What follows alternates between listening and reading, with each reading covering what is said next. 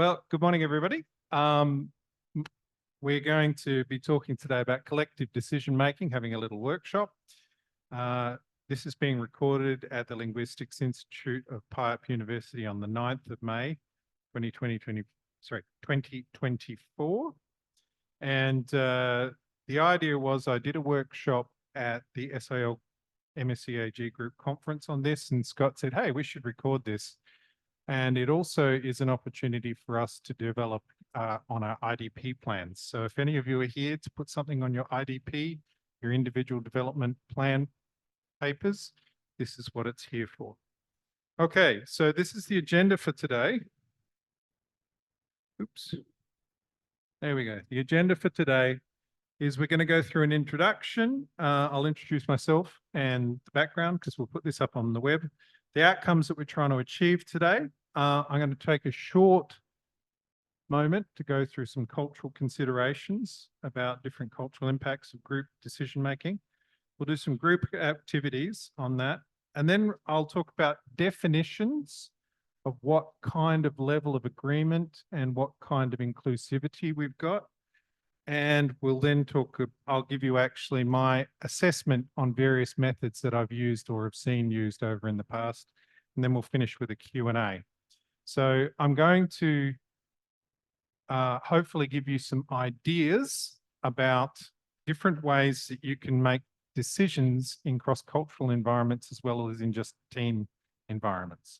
Having said that, I'm not going to tell you what type of decision-making tool you should use for what cultural contexts. I'm just going to give you the options. I'm not going to actually be prescriptive on how you should solve various decision-making challenges. This is just a chance of giving you an opportunity to learn different models that may or may not be appropriate. So just a bit of background for me, for those who don't know, I started my career in the automotive industry. And one of the things that I became adept at was leading and forming problem-solving teams. I had a cool job title. I was called the Six Sigma Black Belt. Ooh, for those of you who might know what that is. But then based on those problem-solving teams, leading those problem-solving teams, I went on to do cultural teamwork. So I learned a lot about different ways to make decisions as a group in that. I've also been a part of a church governing body as an elder, so that's a very different way of making decisions. And then I've also had leadership and management roles in an NGO, doing things like event management, project management, various other kinds of management things to do where I'm leading small teams. So a lot of this is based on my experience. So I've got the outcomes that we've got. And by the way, my experience, I've been working for about 20 years since the auto industry. So I've been leading and forming small teams for about 20 years. The outcomes that I'd like to cover today is a brief discussion on the impact of culture. We've got to take that into account. And I'm going to be borrowing heavily from Dr. Doug Fraser's notes. I've got his permission. We co-lead a workshop on multicultural teaming to our new members in our group. So that's something that I've got from him. And then we're going to have a discussion about different decision-making methods, different types of methods, what their level of inclusion and exclusion is, and the levels of difficulty. And I'm going to give you my assessment based on using these, but others might give you different assessments. But the idea is to give you a range of choices as to how to actually make a decision. Here's my disclaimer. Very few of these methods are attributed, but I will not claim them as my own invention. I've been watching, leading, and finding out how to lead small groups over 20 years. So when you watch someone else who's a facilitator, you pick up their ideas. I will go back eventually and start to figure out how to attribute all these different models. But for the moment, this is not my own work. I am using the work of others, but I haven't actually properly attributed them. And it is based on my assessment of working experience of their effectiveness. So just beware, this is my judgment. It's not necessarily judgment of the organization that I represent. Okay. All right. So let's take a minute. Any questions about what we're doing? Nope. Okay. So we'll just take a minute to look at Doug's notes, Dr. Doug Fraser's notes on cultural considerations. He makes an interesting statement. He says cross-cultural teams need to agree on how to do three things: how to spend and use resources, how to resolve conflicts, and how to make decisions. So this is what we're talking about today, looking at different decision-making models that may or may not be appropriate in different cultural contexts. So his model that he uses is the one from, is it Dorothy Majors? Did I write that down? Dorothy Majors. No, I don't think he's got it there, but this is Dorothy. This is her group grid model. And what it does is it looks at the difference between the group and the grid. And a lot of models try to use the same letter. And so grid may not necessarily be a helpful word, but they try to use the same letter so as to be memorable. So group is where the people rely on the group, therefore consider its reactions and submit to it.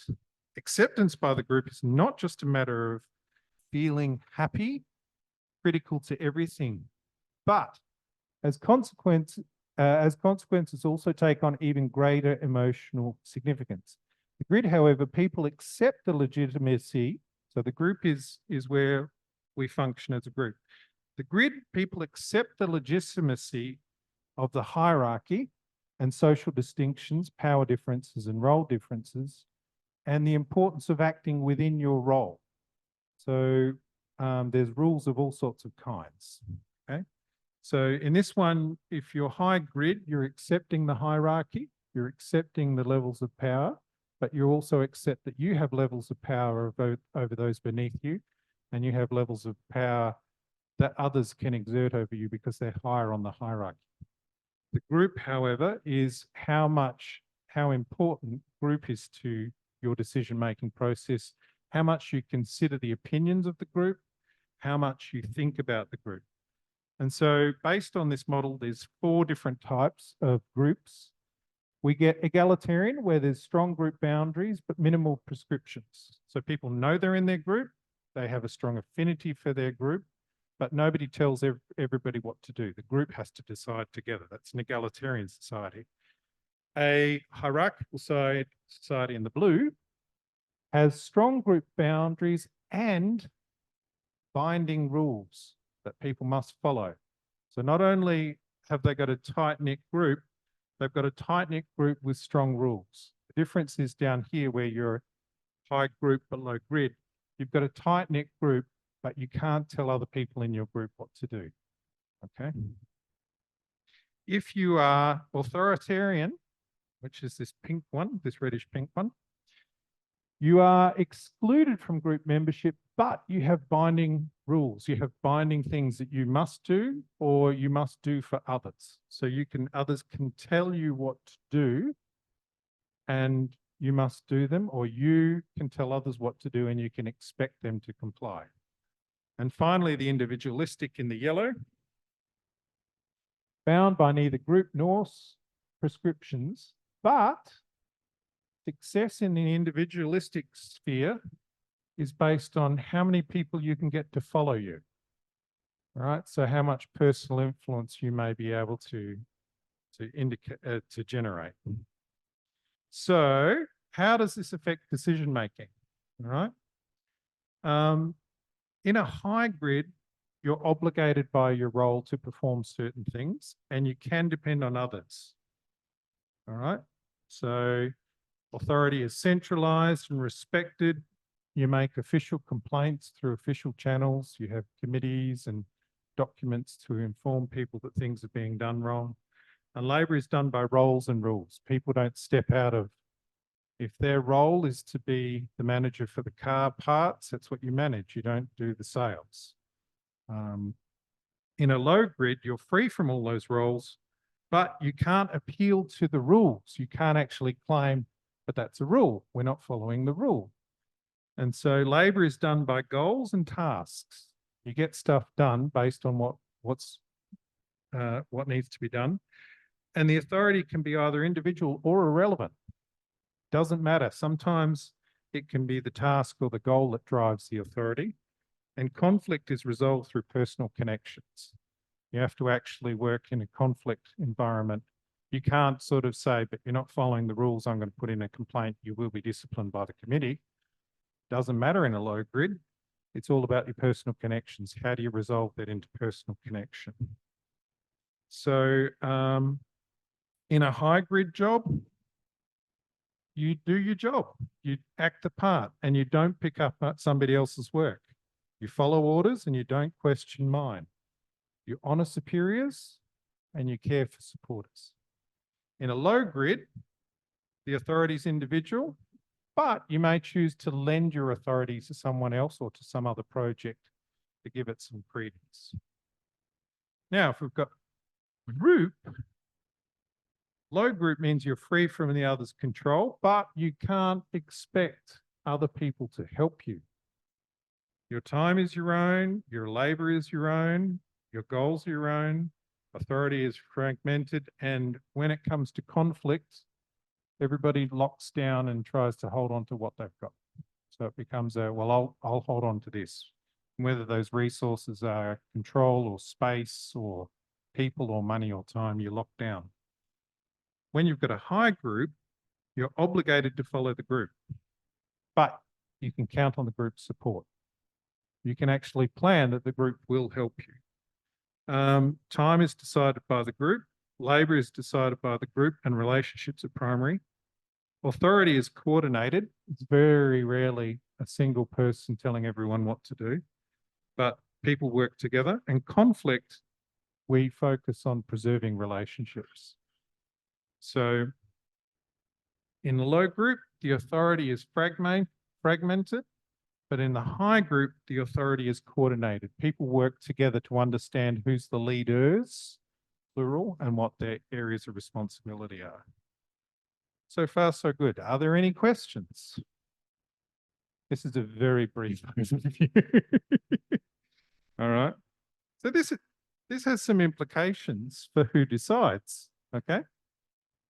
So Doug noted that we've got some decision, and this is why I'm focusing on this, is because we've got different levels of authority. Now he's defining them a little different to what I am, but when you've got one person deciding, you've got a single authority, an appointed expert, the members might be expected to obey quietly if they're in a hierarchical group. If you're somewhere between, if you expect to have voice and a choice, the leaders take polls, they do straw polls or fill out forms. Are you interested in this? And they take averages. Or sometimes we have group discussions and then maybe a leader decides based on the group discussion. If we have a committee, a few people are empowered, but only those few decide, but how they got to become empowered might be something that you might have voted on. So think about a lot of Western parliaments. Everybody gets the right to vote, but the people in parliament are the ones who do the negotiating and decision making. And then you get the majority vote, where you get some people win and some people lose. And I have an opinion about that and I'll discuss it later. And then if everyone's involved, we have to have some kind of consensus of some kind. Now, I think consensus can be actually broken down a little further than just that one word. There's different levels of agreement, and I'll explain that in a minute. So Doug noted that actually, when you've got a high grid, you might be limited to a single authority or an appointed expert. But as you move towards high group, you move along this dimension where the leader decides after discussion, or he appoints a committee or the majority vote, or there's consensus.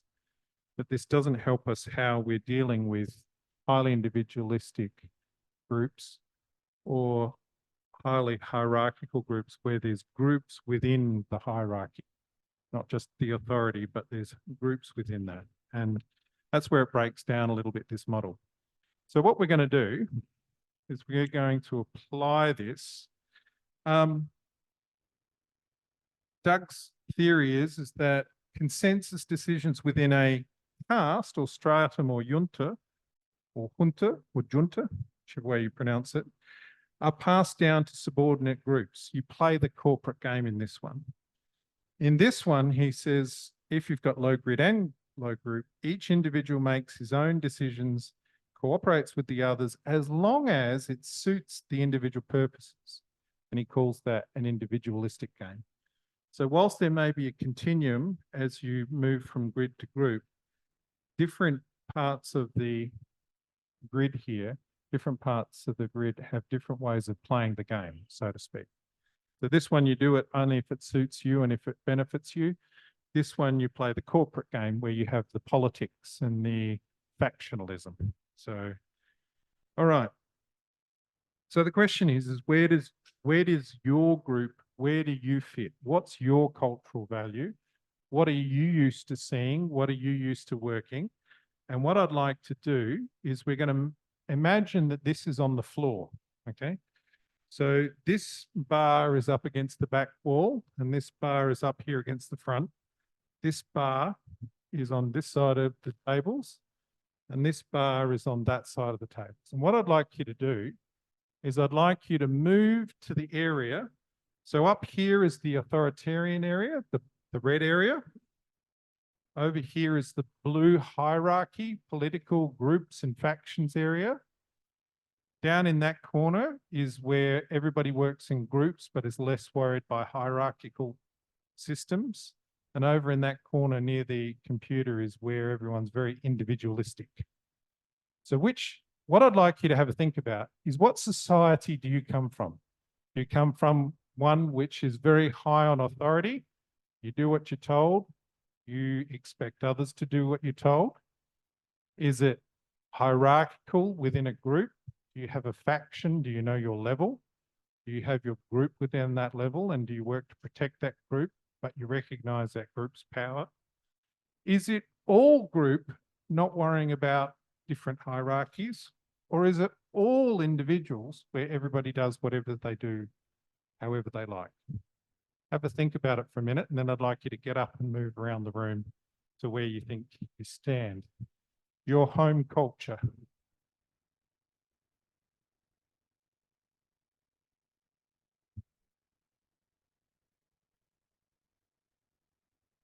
Does it?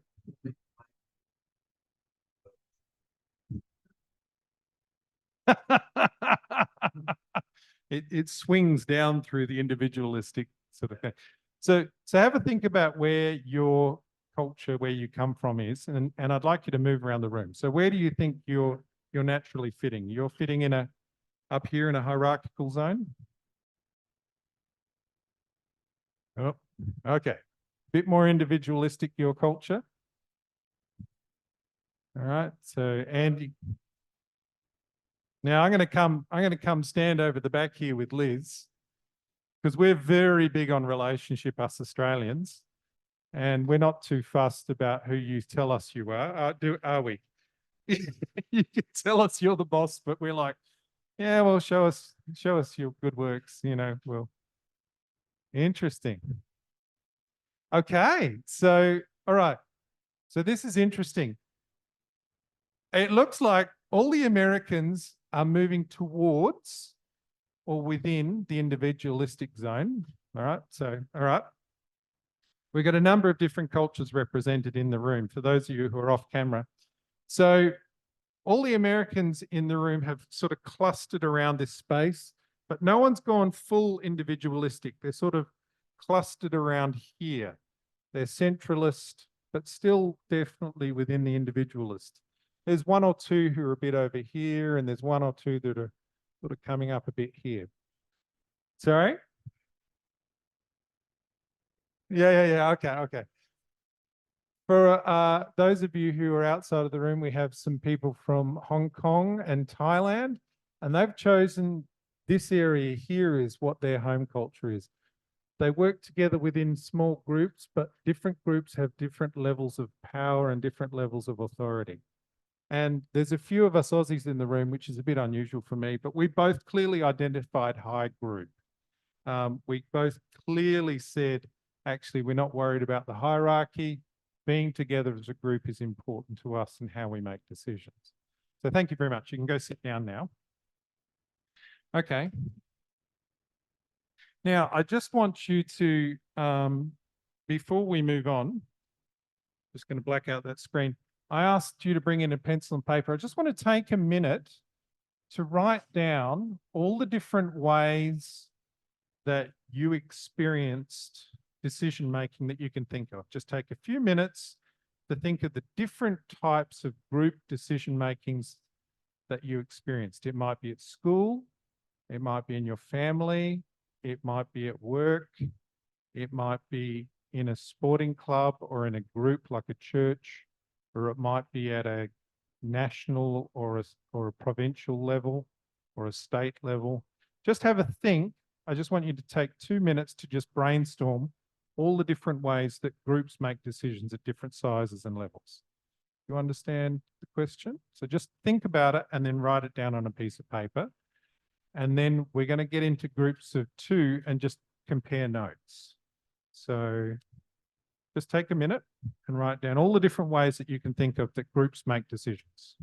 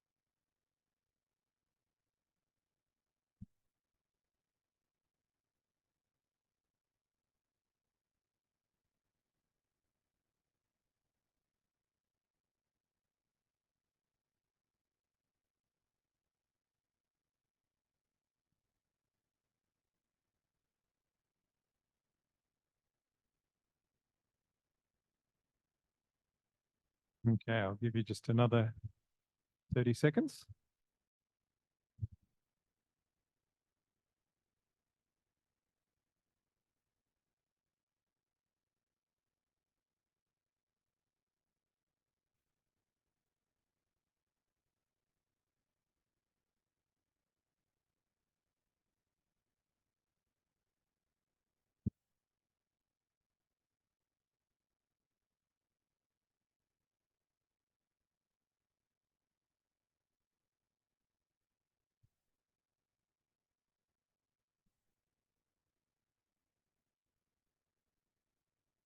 Okay, just finish the thought you're working on.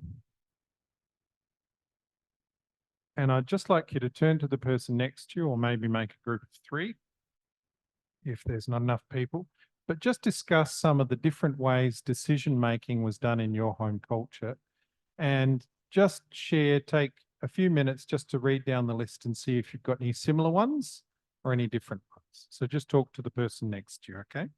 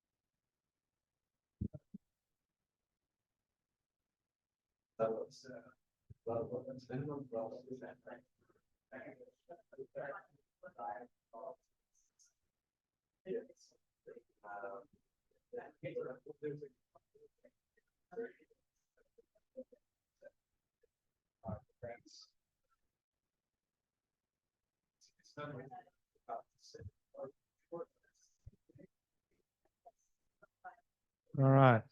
We'll give you just a couple more minutes, so make sure everybody's had a chance to share. Just make sure everyone's had a chance to express.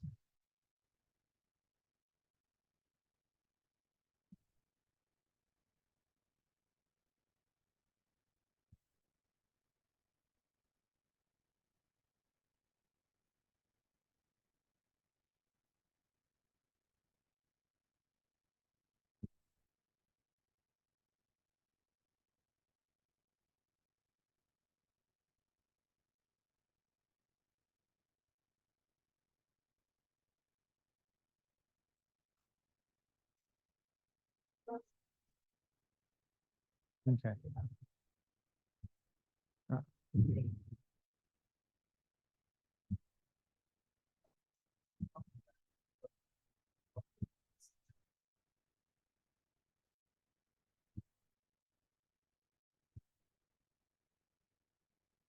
right, we'll wrap it up in a minute. Just make sure if somebody hasn't had a chance to share that they've had their chance to speak.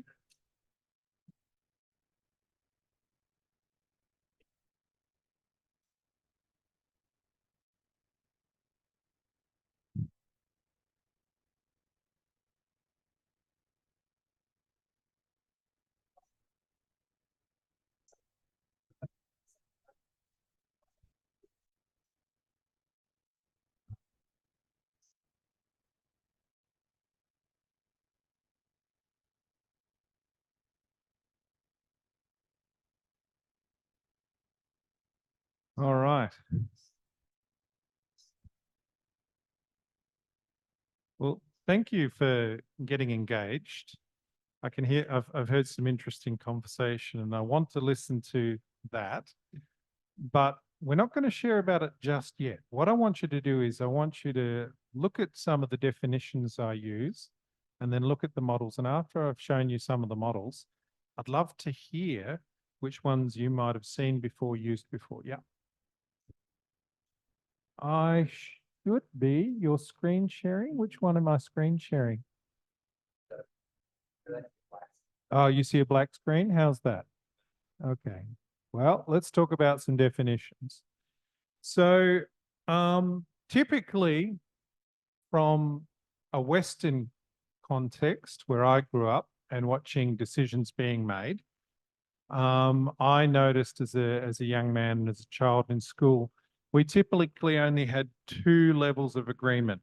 Yes, I agree, or no, I don't agree. But over the years, I've learned that we can actually have a lot more levels of agreement, which can allow for more conversation and more understanding. So I'd like to put to you or promote to you that there are actually 6 or 7 levels of agreement that we can have in a community that we may or may not be aware of. So starting from the top to the most level agreement to the least level of agreement, we often have yes kind of agreement. I will do this. I will promote this. I'm enthusiastic about this. I'm excited about this. I think this is a great idea. Yes. Yes. Okay. So I'll actively use and promote this idea. We also have okay, which means I have a few minor concerns, but nothing that's going to stop me moving forward. I'm not sure that this is 100% okay, but all right, I can talk to somebody about it or we'll see how this turns out so I can be okay with an idea. You can be not okay. You're like, ooh, I've got some major concerns about this. If we move forward, we'd have to fix a few things. We've got no, I don't agree. I don't think that's a good idea. And then we've got veto. No way. All right. We're going to fight this. We're going to fight it. Right. Not yes. It's like no. Cannot do it. Will not do it. All right. And I call that veto. And then also something that we don't use very often, or we don't allow people to use, is abstaining. Now, this is often used in voting, and people often say unfortunately, abstaining's got a bit of luggage, bit of baggage with it, that if you abstain, you're not actually being part of the decision. But I'd propose to you that to abstain might be a very deliberate decision. I won't support it, but I won't get in your way. And I think there are some times when there's a decision being made where people aren't given the opportunity to abstain. They aren't given the opportunity to say, you know what? I don't agree, but I'm not going to stop you doing it either, you know. And coming from my cultural value as a high group, sometimes we need the ability to abstain. So one example was I joined an organization, and within 2 days, I was being sent emails about how to vote for a new proposal. And I wrote to the secretary and said, I'd really like to abstain. And I got a rather frightening email back saying, you shouldn't abstain because an abstain in our system means that you vote no, and you should vote yes because this is what everybody wants, and we're just trying to do it. And I freaked out because I'm like, but hang on, I'm brand new to the organization. I don't feel like I've got enough information to make a good decision, right? And now you're telling me which way I should vote. That makes me feel very uncomfortable. So all I wanted to do was to say, hey, I'm a new guy. I don't understand the implications of this decision, so I don't want to vote, but I don't want to stop the vote or cause problems. But it turned out just asking was a little bit concerning to the secretary. Anyway, I've learned a little bit since then. Sometimes just quietly not doing anything might be appropriate too. All right. What do people respond to these levels of agreements? Do you agree with my levels of agreement? Do you disagree? Where are people fitting on is there something we've missed, or is there something you'd like to define a little bit more nuanced?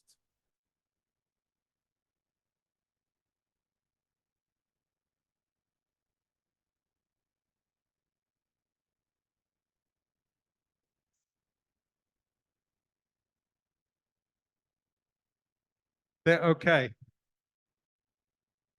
They say yes, but they mean okay. I have a few little concerns. There's sometimes, sorry?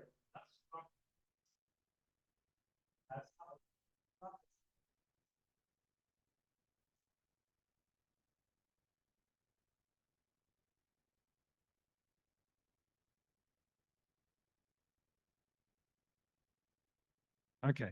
So inside, are they feeling no way, or are they feeling?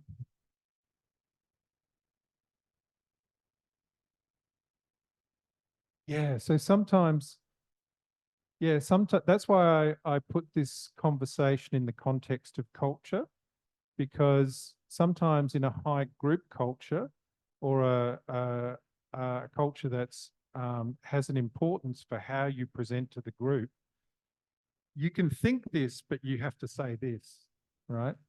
And it's quite interesting. I'm just trying to think.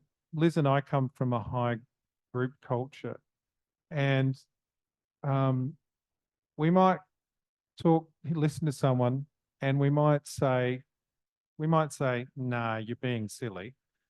But sometimes we're like, yeah, I'm not sure about that, right? And so we don't necessarily go to here where we don't agree or veto necessarily, unless it's highly politically charged. Would you agree with that, Liz? Or we soften our disagreement, don't we?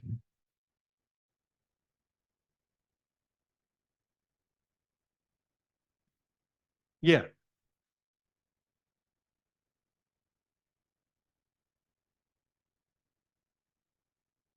yeah, yeah.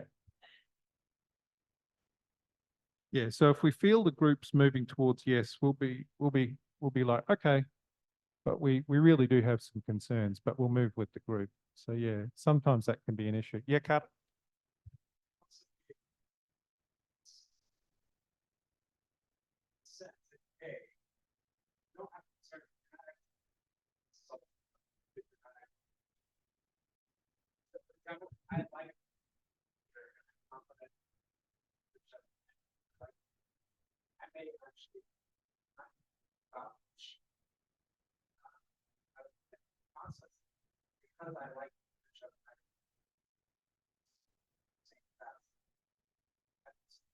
Yeah.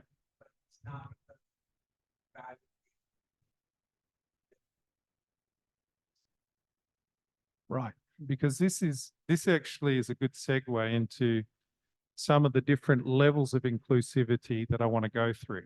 And the one that you're describing is a little bit like consent, and I'd like to see what you think about this. But moving from the top, I'm going to define it this way, that unanimous is 100% yes, or at the very least, yes, or okay. Right? So if we go back and have a look, it's unanimous is up here. We agree or we yes, okay? So that's unanimous. Unanimity is a hard word to say, and I don't recommend it for English as a second language speaker, because English as a first language speaker can't say it very quickly either.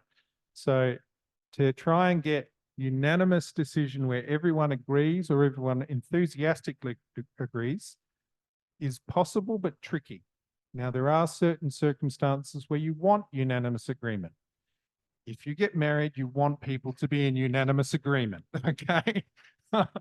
You want, you know, there are times when you want everybody to be yes, but generally speaking, for group decisions, if it's bigger than a small sized group, it can be problematic. I tend to aim for consensus, which is nobody's saying no or veto, okay? And I describe it, this is my description, so this is the one contribution that I will claim, is that 100% of the people are 80% comfortable with the decision, okay? So everybody is mostly comfortable with the decision. It's okay to have a few concerns. Unanimous can be problematic if the whole group's got it wrong, if they've missed an important fact. I actually feel more comfortable if someone's a little bit uncomfortable, because then it means, okay, everybody's thinking about this clearly, and there are some things that we will need to take account of. When everyone's in 100% yes agreement, I get nervous, but that's because I've got a background in engineering in the automotive industry, and I want to make sure that we're not all making a bad decision with enthusiasm. So, all right. Consent. So this one's probably what I would describe that you were describing, Carter. You're not going to veto, you're not going to say no, but you don't necessarily agree, but you consent to somebody else making the decision. You're okay. Like, as the organizer as the LI director, we're not going to get unanimous decision on what color to paint the walls. It's not going to happen. But as there's 40 to 50 people who work in here, you will consent to somebody choosing. Everyone will be okay with somebody making a decision about this, about the color of the paint.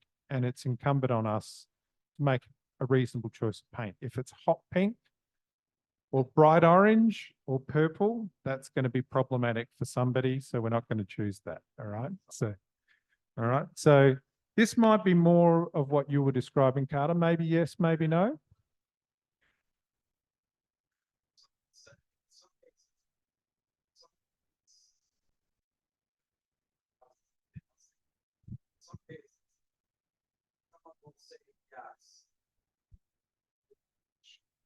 Okay, that's fair.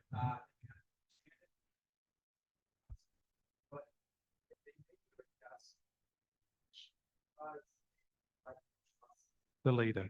Okay, that's fair. I think that's a good observation. Okay, now this is one I'm also a fan of. Supermajority is where we've got a large group. Super means above.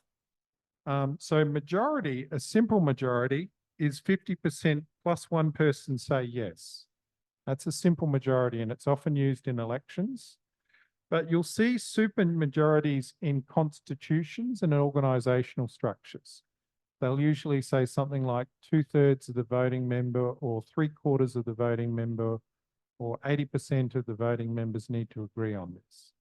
So it indicates that there's a large level of agreement, and it indicates that it's not just a half of the group disagrees with this and half agrees. Because that's the problem with supermajority. 49%, with simple majority, nearly half of the group doesn't agree. Then we've got something that's very interesting. We don't tend to see it in certain political environments, but we've got what we've called a plural minority. They might be less than 50%, but they are significant sized factions, okay? So, for example, factions is often a word that people worry about having negative connotations. I'm not talking about factionalisms or divisions or whatever, but think about our group, for example. We've definitely got significant subgroups in our group that do not make up the majority, but have an impact on how we communicate as a group. So as a group, Thailand group has a majority. There is a majority of people working in Thailand, but they're not all part of the Thailand group. However, how we act is heavily influenced by people who work in other countries that might have higher security concerns. And even those individual countries might have teams that are significantly smaller. There's enough teams with enough security concerns that we need to take account of them. Does that make sense to people? That even though the majority might be a majority, the significance of how those different subgroups need to be included has an effect on the whole. So sometimes you can have plural minorities. It can be a problem if it becomes too broken up, but at other times it's okay. So can anyone think of some plural minorities in the groups that we work in?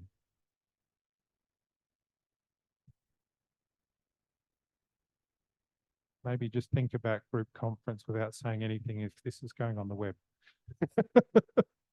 Let's think about some social structures. Like we might have group members in our group who fit into the group as singles, or members who fall into the group as families of young children or school-age children, or we might have the faction of empty nesters, which is to say people who have adult children.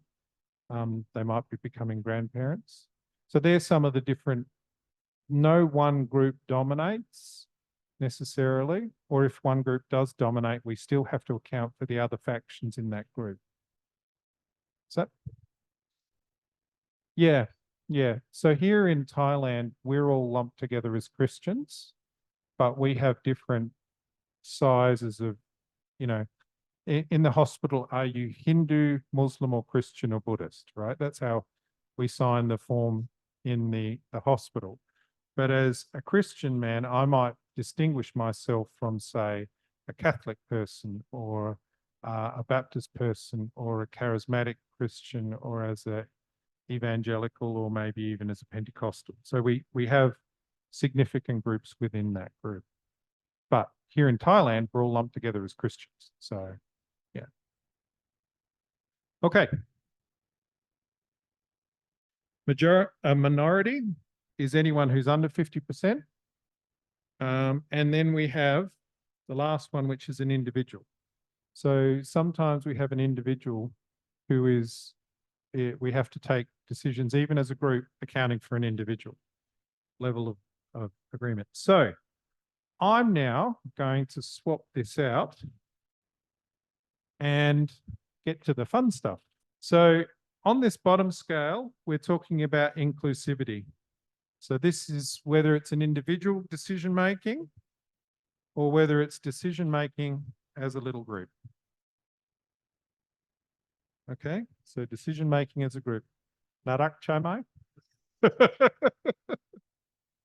Also, I'm going to describe models, some of which have a very high complexity for how you actually use the model and make a decision. Some of them are fairly simple, all right? And they can actually be quite fast. So,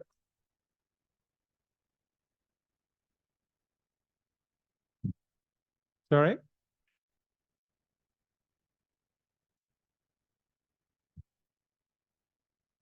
Yeah, the decision processes can be complex, right? Or it might be time consuming. Sorry? The method is complex. Yeah, not the decision.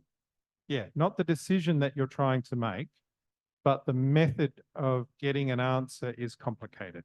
Does that make sense? So I'm not saying this is good for a complex decision.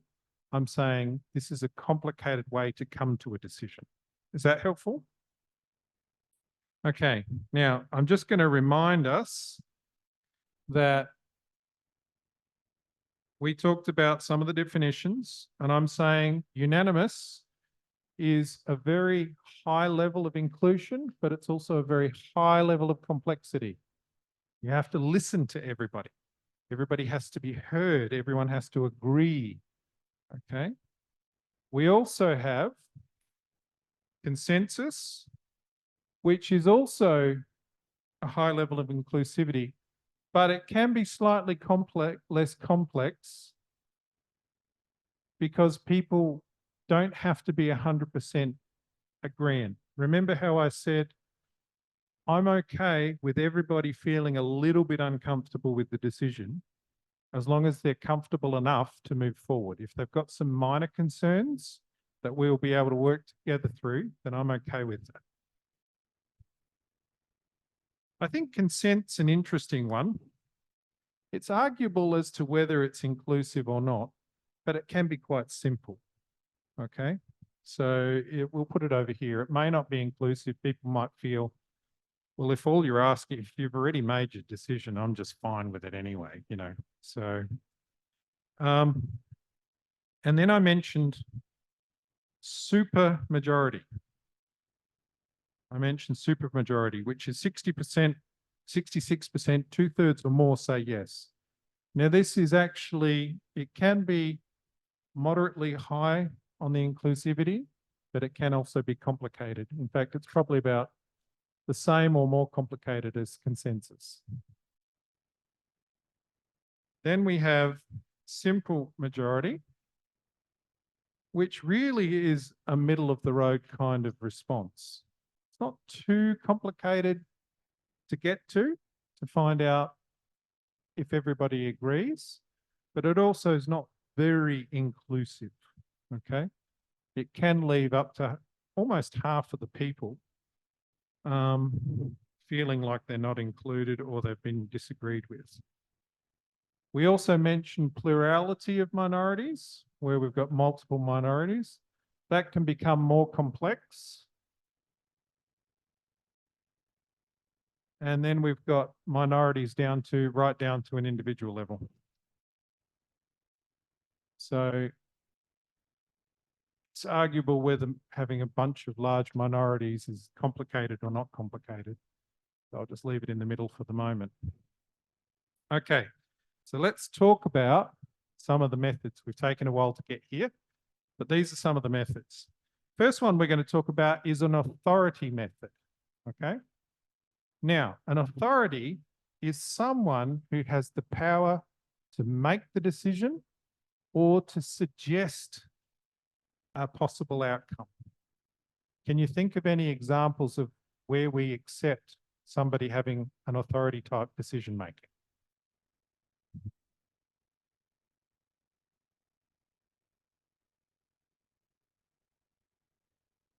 How about I'm the mum and that's what you're going to eat for dinner?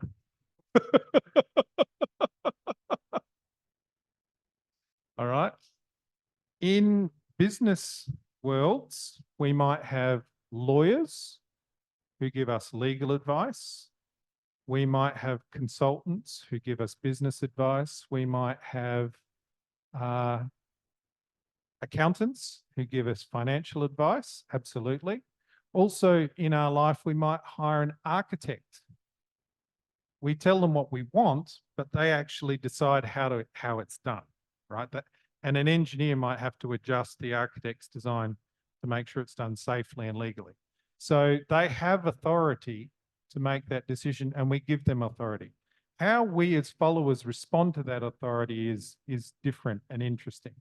But it may or may not be inclusive. In some cultures, If someone has the authority, they're expected to think of everybody under their responsibility to make, they get the power to make the decision, but they have to think about all the people who this will affect.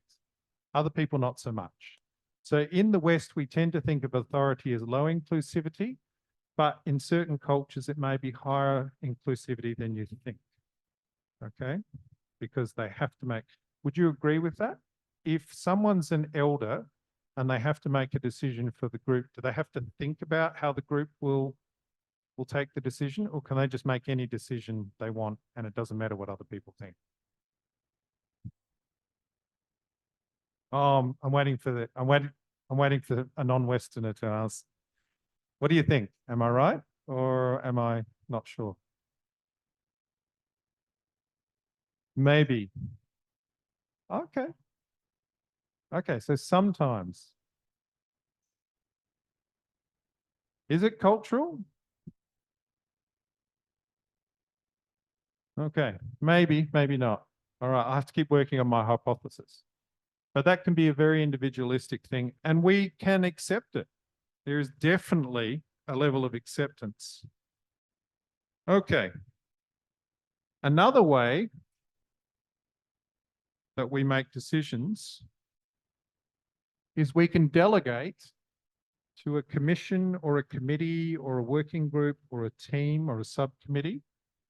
And it's small, but actually that committee is then responsible for making the decision. All right. And then the rest of us choose to abide by that. Okay.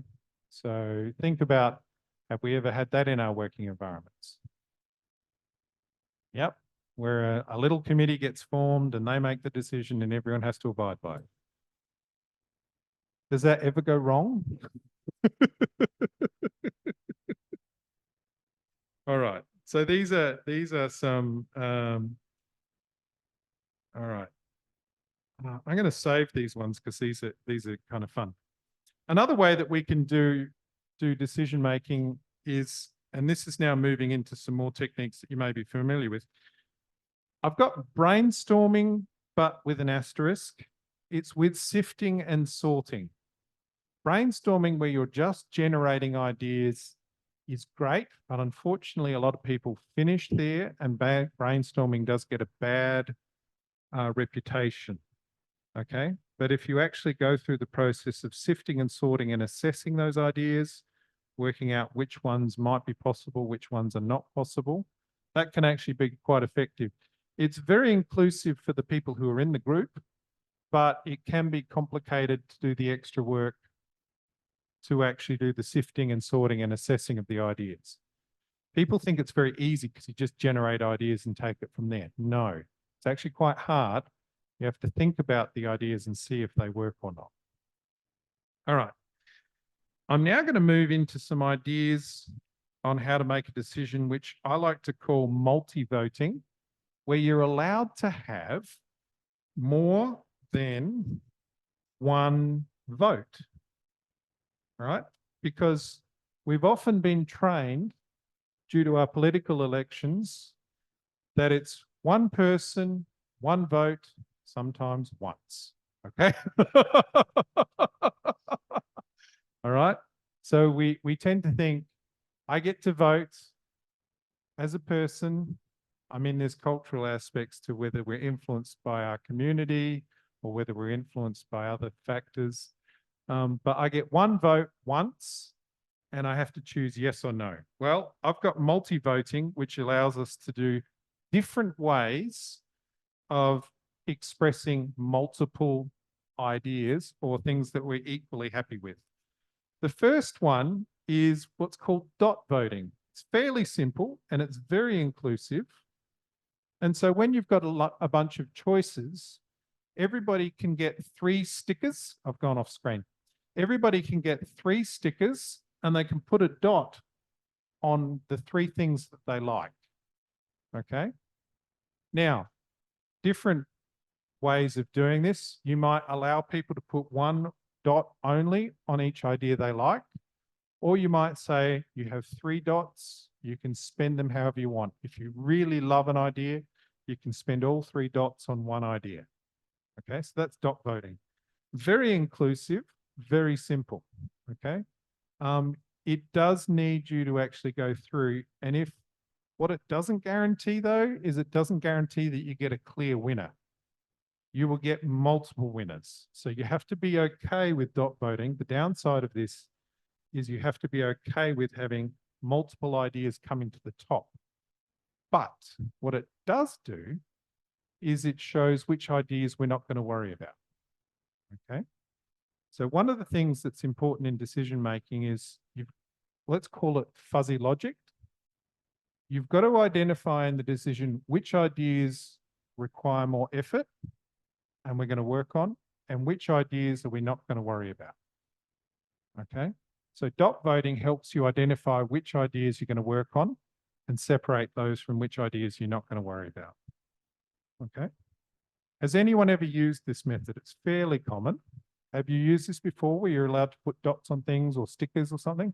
Hands up if a few people have used that. Okay.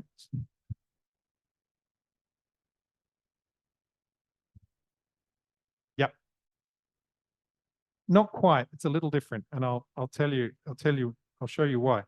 What we're doing in conference is often called preferential voting or ranking voting.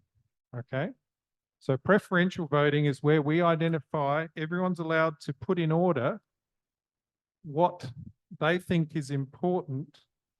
What's the first, who gets their first vote, who's their second choice, who's their third choice. It's very complicated to actually resolve that voting process. It's complicated to get people in the room to do it. It's complicated to check the results because you have to go through a lot of mathematics to work out how to do it. I like it, but it's complicated. And what that does tend to do is it can help give power to multiple minorities. So multiple minorities, instead of being overwhelmed by the simple majority, preferential voting or ranking can help bring out opinions of groups that may not be the major party. Okay, so that's where it can be useful. All right, the most complicated one that can be a lot of fun. And by the way, my wife and I actually used this to decide on how to buy a car, right? So yes, we are that nerdy sometimes, but we were both young engineers and a car was an important purchase. This one's called weighted scoring, okay? And I'll let you take a photo of this. This is by far one of the most complicated ways of doing it. But first of all, you've got to agree on a list of important factors in the decision. So let's take the car. How many seats does it have? How much does it cost? How big is the engine? Will it be expensive to fix? Will it be expensive to run? Then you have to agree on which of those features are weighted as important or less, more important or less important. So you have to agree on the features. You have to agree on how important they are. And after you've done that, you have to vote. And you get to score every single feature by what you think its value is. Very complicated. Helpful if you've got a computer to do it. Because there was just two of us, we did it on a pen and paper in the back of our car. Right? But it does help people understand they have to think about what features of the decision are important, which can tie back to values, right? Is it cheap? Does it help everybody? Is it beneficial? Is it close to our strategic direction? Does it give us an opportunity to grow in the future? So features of a decision can be identified, and then we can agree together how important they are. But this is incredibly complex. It does need to be calculated. And so I'd use it, but I'd encourage people to use caution unless they feel like it's worth the effort. Okay. It's not a bad option. It's a good option, but it's complicated. Yeah.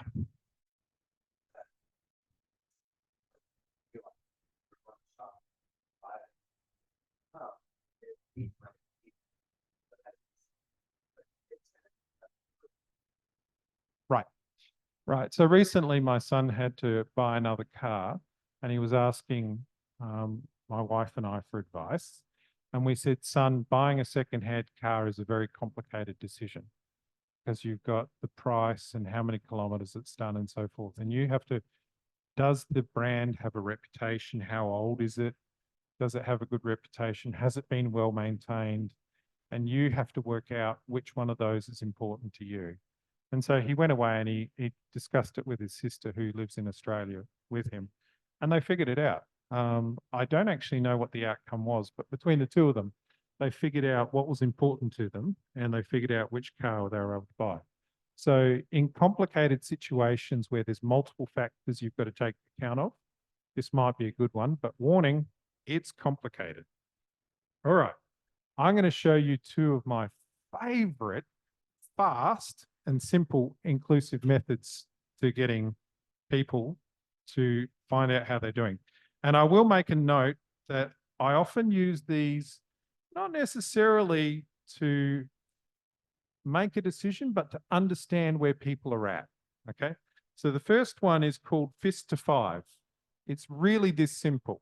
Okay. You ask everybody, what do you think about this decision? And everybody holds up their hand. And five means yes. And fist means veto, no way. One means I'm not okay with it. Two fingers mean I have major concerns.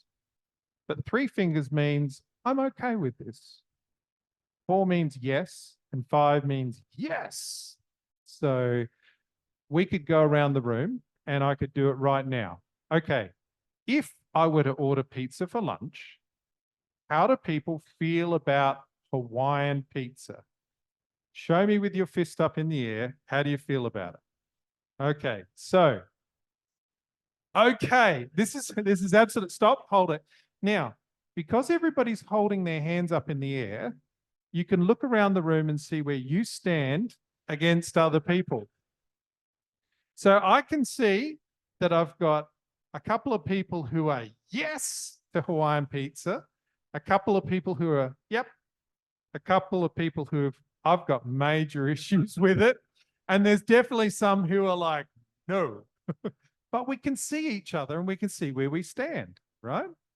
So that's why I like that little method, because it's very quick, but it shows everybody else where everyone is. If we were to order Hawaiian, we would definitely have some talking to do, okay? We would definitely have to communicate further. Yeah, Carter.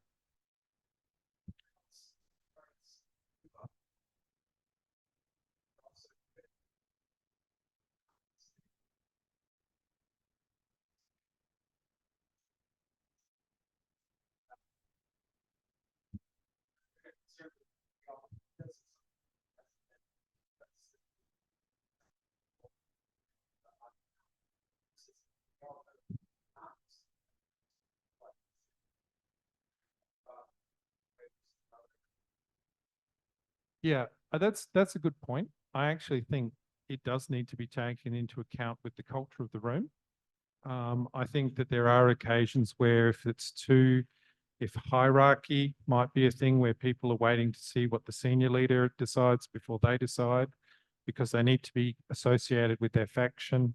Or some people might not care because it'll just be whatever the most senior person decides because it's because it's authoritarian, right?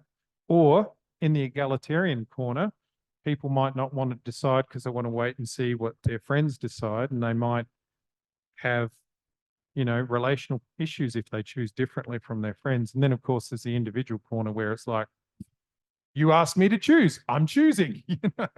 So yes, culture, hierarchical structures, authoritarian, egalitarian structures will influence that. So I think you have to take a judgment call on whether you think that's an influence or not.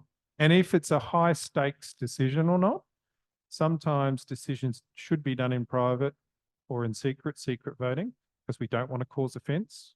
We do vote for our various committees sometimes secretly because we do feel that somebody might be better suited than the other, but we don't want to offend the other people on the ticket. So we do that in private because we actually like all the choices. We just think one might be better than the other. So, or we might have some personal relationships. So yeah, I think it's appropriate, but you have to sort of, I wouldn't make a blanket decision on how to go on that. All right. Approval voting. This is another fast way of being inclusive, and it's really quite fast, okay? And it's basically approval voting is it's called who's okay with voting, okay? So it's very fast. It's probably not as inclusive as fist to five, but it does give an indication of the room, and it's very similar to dot voting. Actually, I'll move this over a bit. Dot voting and approval voting are very similar. What you basically do is you say, who's okay with this choice? And you find out how many people are okay with the choice. Okay. Now, for those of you who are old enough and had the experience of doing this as a teenager, can you remember walking into a Blockbuster with a group of friends and trying to choose a movie for Friday night? And can you remember that if there were 5 friends, it took hours to decide on a movie, right? Okay, because somebody wants to watch this movie and somebody wants to watch that movie, and somebody's in the mood for adventure and somebody's in the mood for comedy and somebody's in the mood for a documentary, but that's okay. We just ignore them anyway. It's Friday night, dude. But there's this great documentary on Helvetica, the font. Oh my gosh. All right. So approval voting works like this. And all you have to do is answer yes or no. All right. And we're going to decide what type of food we're going to have for lunch. Who's okay with having Thai for lunch? Hands up. Okay. Thai food for lunch. Who's okay with having Italian food for lunch? Right? Who's okay with having Japanese food for lunch? Right? Who's okay with Korean food for lunch? Okay, well, Japanese got the most yeses, so we'll just go with Japanese, right? Okay, that's how it was, right? It was that fast and it was that simple. We look at each answer and we find the one with the most answers, and then people get to actually just say, okay, I'm with that. Now, with this one, this is probably, again, a low stakes decision-making tool, and it's probably good for finding out where people are. The approval voting and the fist to 5 are probably just as good at finding out where the room is, not necessarily making a final decision. Okay, but in the process of having the conversation, it can help you understand where people are at. Okay. All right. These are some fun ones that you may not have heard of, but they are ones that I have used. Okay.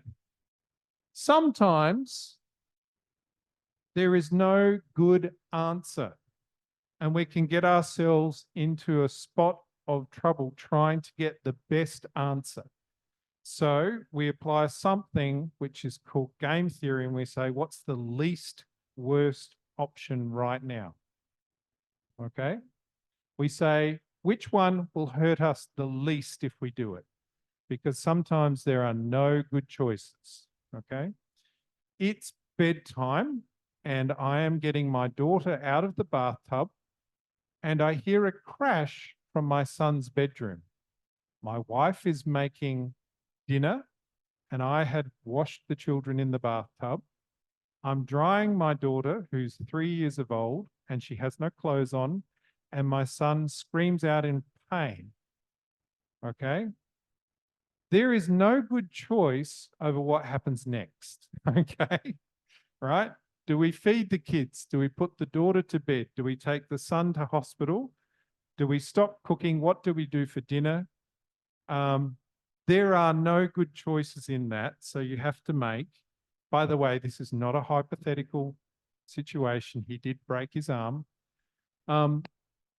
It's not necessarily inclusive and it's not necessarily simple, but it's a different way of making a decision. It's different mental model for how you can make a decision.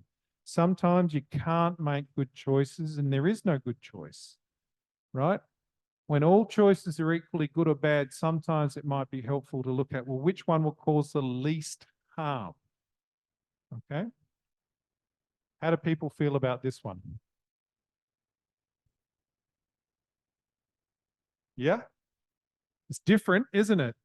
It's different, but it's a different mental model to help you make a decision. Michael, did you have a question?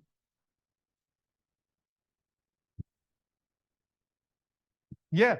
Sometimes you have these decisions, you know. My parents have been involved in a car accident, but my son's about to finish high school.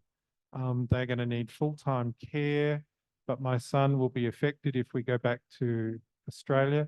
We had this when my son graduated from high school and COVID hit. He graduated early 2000.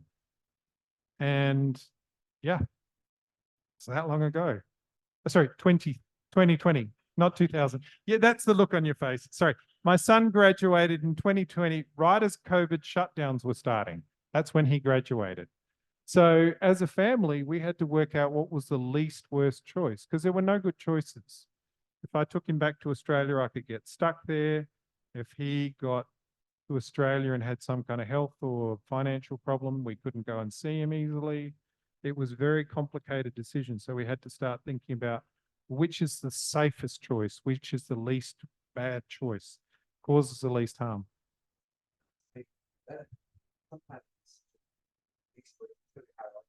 Yeah. We're going to the hospital. Yeah. We're going to the hospital. Yeah. Then sometimes it affects the life. Yeah. Right. We couldn't just tell our son what to do. We had to seriously take into account his future, his education, his desires, his personal dreams and aspirations. It certainly wasn't an authority decision where mum said, get in the car, we're going to the hospital, your brother's hurt himself. We're not worrying about food until we know what's wrong with your brother, right? All right. Another one when it's not clear what choice to make is random. Sometimes you've got two equally great choices and you can't decide. Well, it's okay to have a random sometimes. It's very low complexity, but the problem is it's really 50-50, right? We've got two good choices. How do we decide? Yeah. Yeah. Exactly. Right. So sometimes, you know, it's an equally bad or an equally good choice. My son and I went on a road trip after we decided he was going to stay. He was depressed and upset, and I wasn't enjoying the whole thing either. So he and I went on a road trip. And we decided we didn't actually care which beach we went to. So we drove to Bangkok and we said, do we want to go to the left of Bangkok or to the right of Bangkok? Do we go towards Hua Hin or do we go towards Gok Chung? Which way do we go? And so we flipped a coin because neither was a bad option. All right. And this is also one which is a decision. It's a different decision making, and it kind of doesn't necessarily fit here. It's called deferral. Okay. It's okay sometimes for you to decide as a group or as a team that we don't have enough information or now is not the right time to do it. You have to it's a little bit complex and we don't know whether it's good or bad, but you have to really choose to not make the decision right now, and you all have to agree that that's what you're going to do. So an example of this was also again during COVID. We had a conference. We had to make a decision very quickly whether we were going to hold a conference for 200 people within 3 months right at the start of COVID. And we're like, this is a hard decision to make. Some people have started buying aircraft tickets. We're not sure if they'll be allowed in from neighboring countries. We're not sure if they'll be able to be guested at the hotel. We're not sure if they'll go into lockdown and get stuck at the hotel. Who pays for it if they do? Who pays for it if they get sent back at the border? How does this work? And at that time, we decided strategically that we would defer the decision. And what we decided as a committee was we said, all right, we will identify a series of triggers that will help us make the decision. So if we see 2 of our members catching COVID, we will cancel. If we see the government shutting airlines, we will cancel. If we see hotels closing their doors, we will cancel. So we had 3 or 4 different triggers that we agreed on in advance, and then we waited. Sure enough, the government closed the border and that's it, we're cancelled. So, but we realised we had the time to wait. We didn't have to make an immediate decision. We were going to start to go ahead, but if those things occurred, we would choose to action the cancellation policy. So it was a planned deferral. We chose to make the decision based on a series of triggers, but not actually action the decision unless one of those triggers occurred. So that was one way that we could do decisions. All right. I've had a lot of fun. What have you thoughts? Did anyone see anything that comes up based on their brainstorming earlier? Did anyone see any decisions that they had? Does anyone have any questions? We've got about 5 minutes left. So does anyone have any thoughts, ideas, questions? How does this link to your previous experience with decisions? Have we got the microphone? I know they like to, promote the is the participatory method. What is the decisions? Where participatory methods fit is up this end here with unanimous or consensus. Okay. So participatory methods, you still have to actually, you either talk until you get agreement, or you have some way of finding out where people's agreement lies. So in the training I did for participatory method, there were a lot of these very inclusive dot voting style things, or there was a lot of talking through things, but it was very much at this medium level complexity, but very inclusive level. And so things like dot voting were very popular in that. I hadn't seen the PM training do approval voting or fist to 5 or ranking or weighted scoring, because I think they're more complicated methods that require a bit more calculation. So, any other questions? Yeah. Sometimes I think there's a difference between the culture's ideal Yes. and what actually happens. Yes. So when I was thinking about, like, I'm from the US, Yep. and supposedly we're individualistic. However, when I was looking at, like, in corporate America, it's not like at work, it's not individualistic decision making, or even at church, at least in my particular denomination, the elders make decisions, and maybe sometimes there'll be input from the congregation. So I just wanted to bring out that it's not like, if you're American, you're individualistic. Right. It's like, right. You like to think that's the ideal, but it might not be true. I actually strongly agree with you. I've seen authoritarian decisions made in my very group culture. I've seen, we often have a lot of committees or a small group that makes decisions. So yeah, there are definitely, I thoroughly agree with that. It's not just one culture, one technique. That's why I'm giving you all these different methods, giving you all these different thoughts. I'm giving you a massive toolbox to see which one fits in the appropriate circumstance. So agree, very much agree. Any other comments or questions?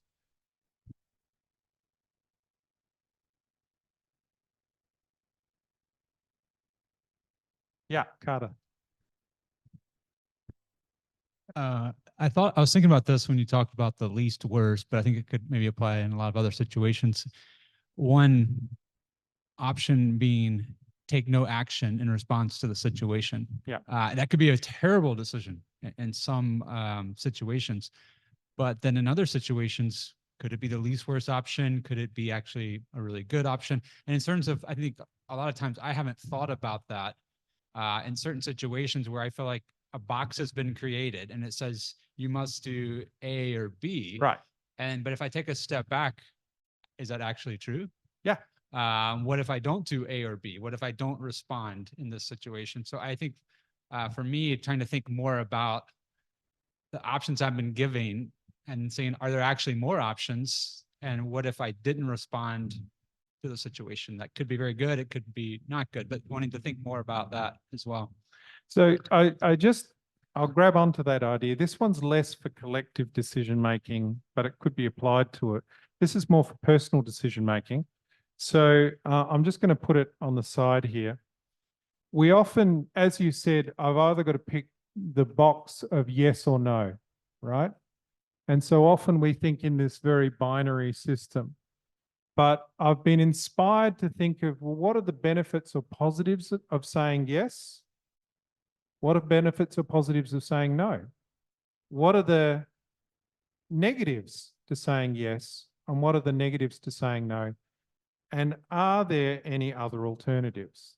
So that's what you're describing, that often we get pushed into saying it's a yes-no decision, choose, and we haven't been given or encouraged to think through the multiple dimensions of, well, there might be benefits to saying yes, but there's also drawbacks to saying yes. And what's another alternative? So thank you for adding that. I think it's hard to do that as a group sometimes because we've got very different ways of seeing this, but it can be done. And I think it's a valid comment. I'll be adding that to the next one, Carter, because I forgot about that one. Karen. Yep. Everybody has to, for the random one, I think there has to be an agreement that the decision is going to be random. Yes. Oh, yes. We agree. We agree that the decision is random. So we all agree. We're like, well, I can't tell the difference. Are we okay if we just toss a coin?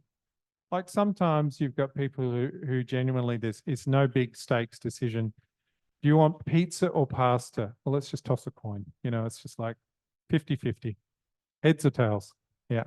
In a home context, sometimes there is real disagreement on who has to do the dishes. Yes. And the parent's like, I don't remember who did it last time.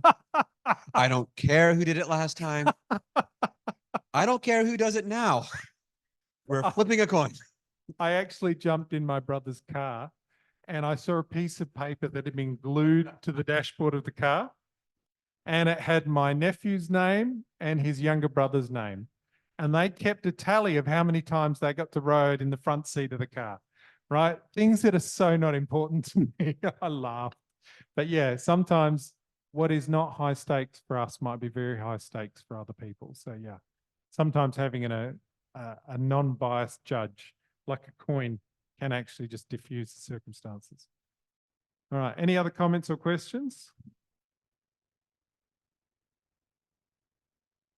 All right, well, thank you very much. I hope this has been helpful. I hope it's given you ideas.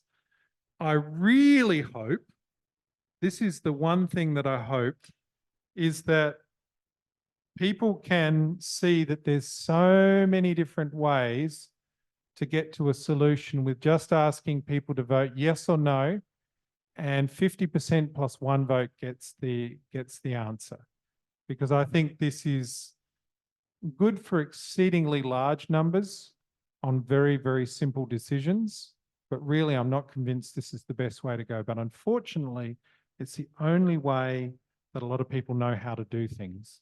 So my intention is to give people choices and empower them to actually think about the circumstance and think about, is there another way we could come to a decision that accounts for people's styles, preferences, information they have or don't have, cultural values, cultural ideals, you know, whether there's shame or honor being in making a decision publicly or privately. So I really hope this has been helpful for you today. Thank you very much.